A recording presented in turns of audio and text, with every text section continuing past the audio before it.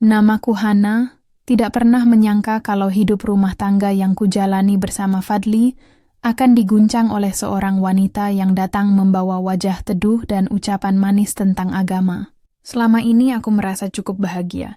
Fadli, suamiku, memang bukan orang yang kaya raya, tapi ia dikenal rajin sholat berjamaah di masjid kampung. Setiap sore ia sering mengajak anak-anak mengaji di beranda rumah. Aku bangga, karena meski sederhana, kami hidup dengan penuh rasa syukur. Namun semua berubah sejak munculnya seorang perempuan bernama Zahra. Dia datang ke kampung kami dengan penampilan yang membuat banyak orang langsung percaya. Berjilbab lebar warna pastel, wajahnya sering ditundukkan, bibirnya lantang menyebut kalimat-kalimat indah tentang agama. Katanya, dia seorang ahli tahfidz yang sedang singgah di kampung ini untuk membimbing anak-anak menghafal Quran. Awalnya aku pun kagum. Siapa yang tidak senang melihat ada sosok alim yang mau berbagi ilmu agama? Apalagi Zahra terlihat begitu ramah kepada semua orang, terutama pada Fadli. Ia sering memuji suamiku di depan jamaah. Katanya Fadli punya semangat dakwah yang luar biasa. Aku hanya tersenyum, meski di dalam hati ada sedikit rasa tidak nyaman. Hari demi hari, Zahra semakin sering hadir di lingkungan kami. Hampir setiap sore ia duduk bersama ibu-ibu sambil memberi tausiah kecil. Dengan bahasa yang lembut, ia menyampaikan tentang pentingnya menjadi istri solehah yang selalu mendukung suaminya. Semua orang terpesona, termasuk aku. Tapi entah kenapa, ada sesuatu yang membuatku gelisah. Suamiku mulai sering menyebut nama Zahra di rumah. Katanya, Zahra itu luar biasa ya, Han. Hafal Quran, masih muda, tapi sudah paham agama dalam-dalam. Ucapan itu membuat dadaku sesak. Kenapa suamiku membandingkan aku dengan perempuan itu?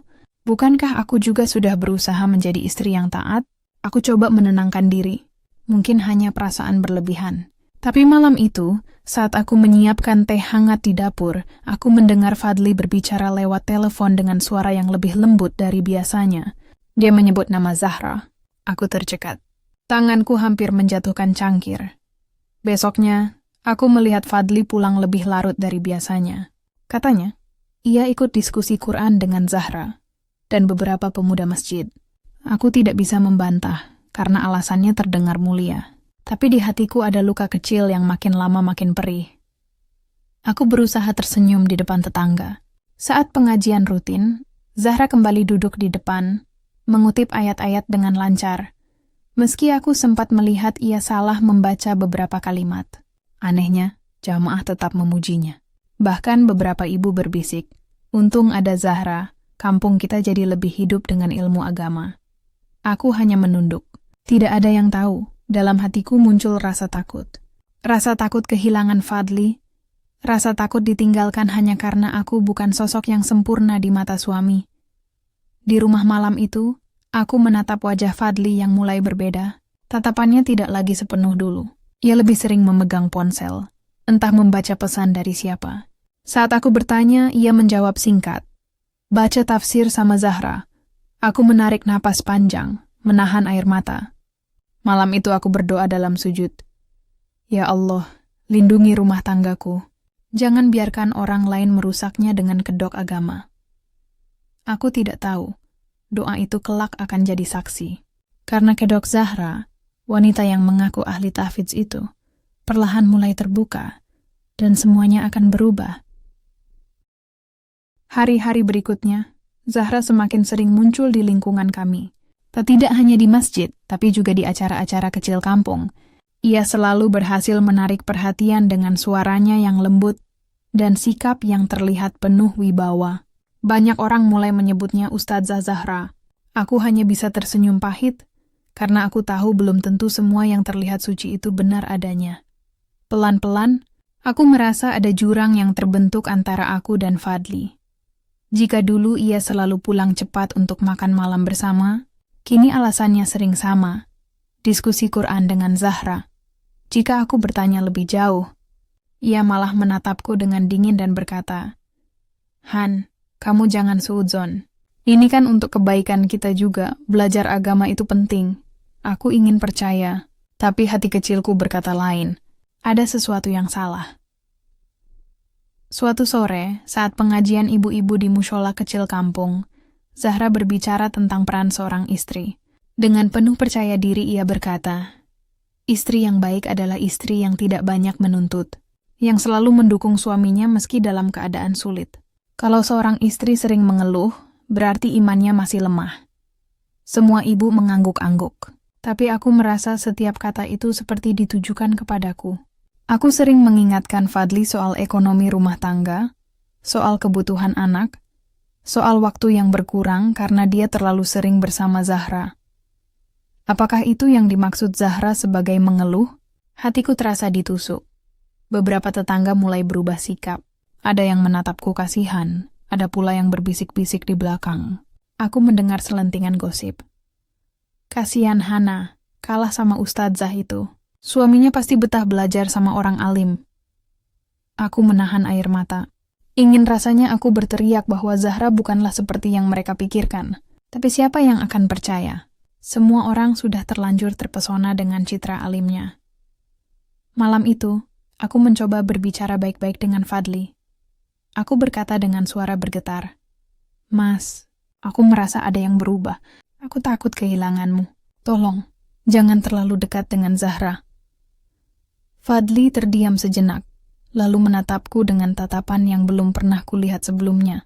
Tatapan yang dingin, seolah aku adalah orang asing. "Han, kamu ini kenapa sih? Jangan iri sama orang lain. Zahra itu orang baik, dia bisa ngajarin kita agama. Kamu harusnya bersyukur aku bisa belajar dari dia." Hatiku hancur. Bukannya dipahami, aku malah dianggap iri hati. Sejak kapan aku harus bersaing dengan orang yang baru datang di hidup kami? Hari-hari selanjutnya semakin menyiksa.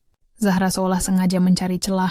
Ia sering datang ke rumah membawa makanan dengan alasan ingin berbagi. Senyumannya selalu manis, tapi aku tahu ada maksud lain di balik itu. Ia sering memuji Fadli di depanku.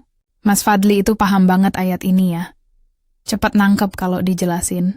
Jarang loh ada bapak-bapak muda yang semangatnya kayak beliau." Aku hanya bisa tersenyum kaku, sementara hatiku menangis. Apa Zahra sengaja menghinaku secara halus, seolah aku tidak cukup untuk menjadi pasangan yang mendukung suamiku? Beberapa kali aku mencoba menolak kedatangannya. Aku katakan, "Zahra, terima kasih, tapi kami tidak perlu repot-repot." Tapi dia selalu menjawab dengan wajah penuh kepura-puraan, "Astagfirullah, Mbak Hana jangan salah paham. Saya hanya ingin membantu, kan kita sesama muslimah." Tetapi matanya selalu menatap Fadli lebih lama dari seharusnya. Dan Fadli, suamiku yang dulu begitu menjagaku, kini tampak terlena dengan segala kepura-puraan itu. Aku merasa seperti ditinggalkan sedikit demi sedikit. Suamiku ada di rumah, tapi hatinya seakan sudah pergi. Zahra tidak merenggutnya dengan cara kasar. Tidak, dia melakukannya perlahan, dengan bisikan halus yang dibungkus kalimat-kalimat agama. Aku mulai takut menghadapi hari esok. Jika semua ini terus dibiarkan, aku khawatir bukan hanya hatiku yang terluka, tapi seluruh rumah tanggaku akan runtuh. Dan aku tidak tahu bagaimana harus menyelamatkan pernikahan yang kian hari kian rapuh ini. Hari itu, masjid kampung tampak lebih ramai dari biasanya. Ada acara pengajian akbar, mengundang banyak jamaah dari kampung sebelah. Aku berangkat bersama Fadli, meski hatiku berat. Aku masih berusaha menutupi keresahan yang terus menggerogoti pikiranku. Begitu masuk masjid, mataku langsung tertuju pada Zahra. Ia duduk di deretan depan dengan pakaian serba syar'i. Jilbab lebarnya jatuh hingga menutupi dada, wajahnya ditundukkan seolah penuh ketawaduan. Di sampingnya, ada Fadli, suamiku.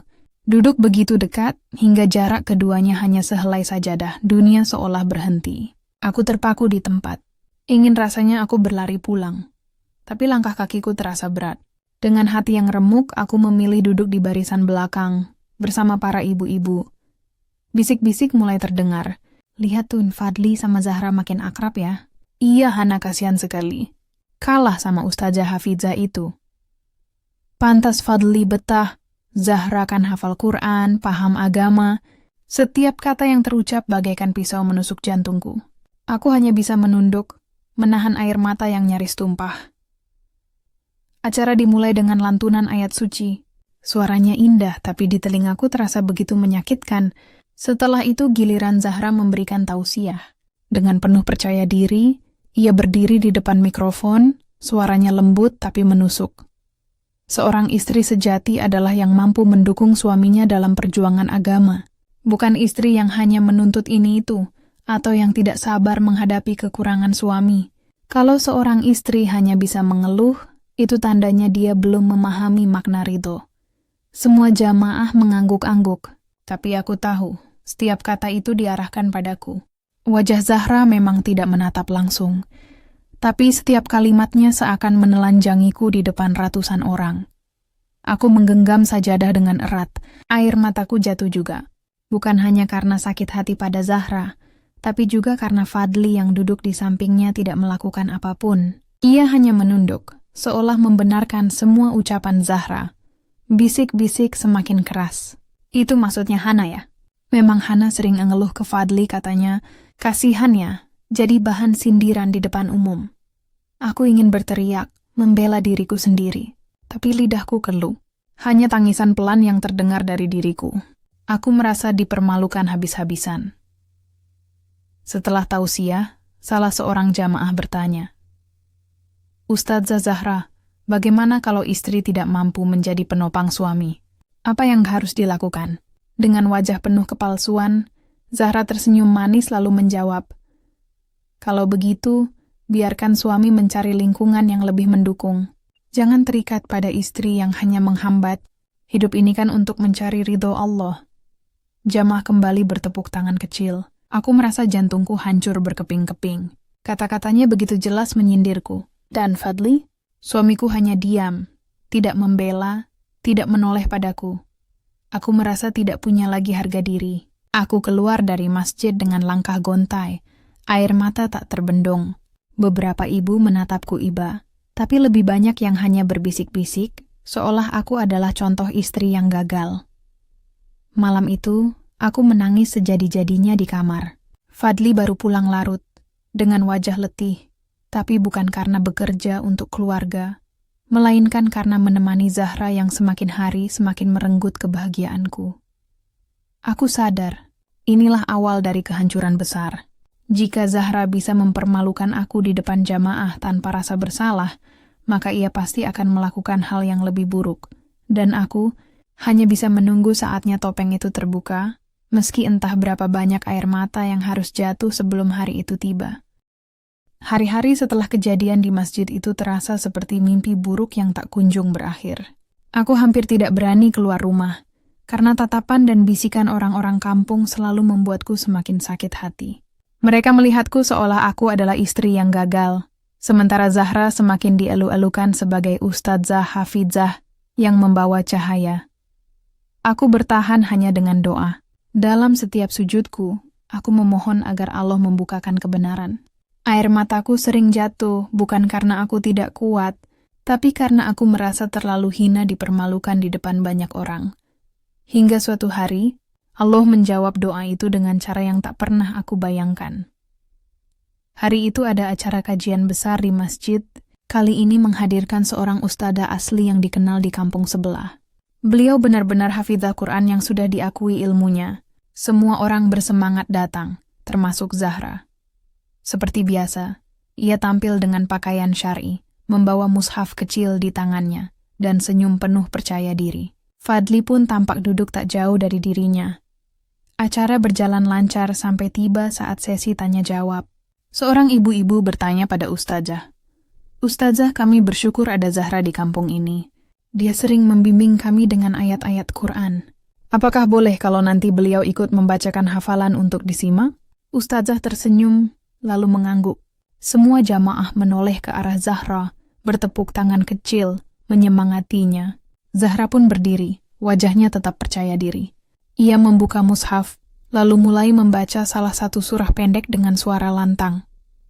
Namun baru beberapa ayat, Ustadzah mengangkat tangan. Cukup nak, maaf, saya harus meluruskan bacaanmu. Suasana mendadak hening. Zahra tertegun. Ustadzah menatapnya dengan lembut tapi tegas. Kalau benar kamu seorang hafidhah, tentu kamu tahu makhraj huruf ini. Tapi bacaanmu banyak salah, bahkan ayatnya terpotong. Apa benar kamu sudah hafal Quran? Bisik-bisik mulai terdengar di seluruh masjid. Beberapa jamaah saling pandang, wajah mereka penuh tanda tanya. Zahra pucat. Ia mencoba tersenyum canggung, lalu berkata terbata, "Iya Ustazah, saya sedang murajaah, mungkin lupa sedikit." Ustazah menggeleng pelan. Lupa sedikit itu wajar, tapi kesalahanmu bukan sekadar lupa. Ini menunjukkan kamu belum hafidz. Mengapa kamu mengaku-ngaku? Dek, jantungku berdebar keras. Inilah jawaban dari doaku. Jamaah mulai riuh. Jadi Zahra bukan hafizah? Selama ini dia cuma ngaku-ngaku? Pantas, kok banyak bacaan yang aneh kemarin. Zahra gemetar. Tangannya meremas mushaf, wajahnya memerah menahan malu. Ia mencoba mencari dukungan dengan menoleh ke arah Fadli. Tapi suamiku hanya menunduk. Tak berani menatap balik. Aku yang duduk di barisan belakang menutup mulut dengan tangan. Menahan tangis. Tapi kali ini bukan tangis malu, melainkan tangis lega. Kebenaran akhirnya terbuka. Ustazah melanjutkan dengan suara tenang, tapi menusuk hati semua yang hadir. Nak, jangan pernah menjual agama untuk kepentingan dunia. Jangan memakai Quran sebagai kedok untuk mendapatkan sesuatu yang bukan hakmu. Itu dosa besar. Zahra semakin tak bisa berkata apa-apa. Beberapa ibu yang dulu selalu memujinya kini memandang dengan tatapan sinis. Pantas aja, ternyata cuma topeng. Kasihan Hana, selama ini dia yang dipermalukan. Zahra. Bagaimana bisa tega begitu? Aku menunduk, air mataku jatuh deras. Rasanya aku ingin berdiri dan berteriak. Lihatlah, aku tidak gila. Aku tidak salah menilai dia. Inilah buktinya. Tapi aku memilih diam, membiarkan Allah yang membuka semua rahasia. Sepulang acara itu, kabar tentang Zahra menyebar cepat. Dari mulut ke mulut, dari kampung ke kampung. Zahra bukan hafizah. Ia hanya perempuan biasa yang pandai bersandiwara, memanfaatkan jilbab panjang dan kata-kata agama untuk mendapat simpati. Sejak hari itu, orang-orang mulai menjauhinya. Zahra tak lagi dipuji, tak lagi diundang untuk memberi tausiah. Bahkan beberapa ibu terang-terangan menolak kehadirannya. Aku melihatnya dari jauh, wajahnya murung, penuh penyesalan. Tapi luka di hatiku sudah terlalu dalam. Meski kebenarannya terbuka, aku tahu hidupku tidak akan pernah sama lagi. Karena yang paling menyakitkan bukan hanya kebohongan Zahra, melainkan kenyataan bahwa suamiku, Fadli, telah terperangkap dalam sandiwara itu. Dan aku ditinggalkan sendirian untuk menanggung semua sakitnya. Sejak kebohongan Zahra terbongkar di depan jamaah, suasana kampung berubah drastis. Orang-orang yang dulu mengagungkan namanya, kini justru menjauhinya. Zahra jarang terlihat keluar rumah kontrakannya. Beberapa kali aku melihat dari kejauhan, ia berjalan dengan kepala tertunduk, tak lagi percaya diri. Bisik-bisik yang dulu tertuju padaku kini berbalik padanya. Kasihan Hana ya, ternyata dia yang benar. Pantas Fadli jadi jauh dari istrinya. Ternyata digoda perempuan berkedok hafidz Quran. Begitulah, jangan percaya tampilan luar. Aku mendengar semua itu dengan hati campur aduk. Ada rasa lega tapi juga getir. Karena meski Zahra sudah jatuh, luka di hatiku belum sembuh. Fadli pun berubah. Ia lebih banyak diam di rumah. Tidak lagi sering ke masjid bersama Zahra. Tidak lagi berlama-lama di luar. Beberapa kali aku melihatnya termenung di ruang tamu, menatap kosong. Seakan ia sedang menelan pahitnya penyesalan. Suatu malam, aku sedang duduk di kamar. Air mataku masih sering jatuh tanpa sebab. Fadli masuk pelan lalu duduk di sampingku. Untuk pertama kalinya setelah sekian lama, ia menggenggam tanganku dengan erat. Suaranya lirih bergetar. Han, aku minta maaf. Aku sudah salah. Aku percaya pada orang yang salah. Aku biarkan kamu terluka. Aku biarkan orang lain mempermalukanmu. Aku menyesal, aku menatapnya. Di wajahnya ada guratan lelah. Ada mata yang sembab. Ada sesal yang tak bisa disembunyikan. Tapi hatiku terlalu hancur untuk langsung menerima. Air mataku jatuh lagi. Kali ini bukan hanya karena sedih, tapi juga karena bingung harus bagaimana. Mas, kamu tahu rasanya dipermalukan di depan jamaah? Kamu tahu rasanya dianggap istri gagal? Hanya karena kamu membiarkan aku disindir di depan orang banyak? Luka itu terlalu dalam, Mas. Terlalu dalam. Fadli menunduk, air matanya jatuh ke lantai. Ia menggenggam tanganku lebih erat. Aku mohon, Han. Beri aku kesempatan. Aku janji tidak akan mengulanginya. Aku janji akan memperbaiki semua yang sudah hancur. Aku terdiam lama. Hati seorang istri selalu punya ruang untuk memaafkan. Tapi aku juga tahu, tidak semua luka bisa sembuh hanya dengan kata-kata maaf. Ada bekas yang akan selalu membayang. Hari-hari setelah itu, Fadli benar-benar berubah. Ia mulai kembali pulang tepat waktu, lebih sering membantu di rumah, lebih banyak mengajakku berbicara. Tapi aku masih menjaga jarak. Aku tidak bisa begitu saja melupakan rasa sakit yang telah kurasakan. Sementara Zahra akhirnya pergi dari kampung. Konon, ia tidak tahan dengan cibiran warga. Kontrakan yang ia tempati ditinggalkan begitu saja. Tidak ada kabar kemana ia pergi, dan tidak ada yang benar-benar peduli. Semua orang seolah sepakat, Zahra hanyalah bayang-bayang buruk yang harus dilupakan. Namun untukku, semua ini bukan sekadar cerita yang bisa dilupakan begitu saja. Luka yang ia tinggalkan terlalu dalam. Aku memang tidak kehilangan rumah tangga secara utuh. Fadli masih di sisiku, menyesal dan berusaha memperbaiki. Tapi hatiku tidak lagi sama. Di pengajian berikutnya, aku kembali duduk di masjid. Kali ini di samping Fadli. Orang-orang menatap kami dengan senyum simpati, seolah ingin berkata bahwa mereka kini mengerti, tapi aku hanya tersenyum kecil. Dalam hati aku berkata, "Terima kasih ya Allah, sudah membukakan kebenaran. Aku bisa memaafkan, tapi aku tak bisa melupakan. Aku akan tetap melangkah, meski dengan hati yang penuh bekas luka." Dan itulah akhir dari kisah ini, tentang seorang pelakor yang berani menggunakan kedok agama untuk merebut suamiku, tentang penghinaan yang kutanggung di depan jamaah, tentang balasan yang akhirnya datang, membuat semua orang menunduk malu, dan tentang aku, seorang istri, yang meski hancur, tetap berdiri dengan air mata, karena aku tahu, Allah selalu punya cara untuk membukakan kebenaran.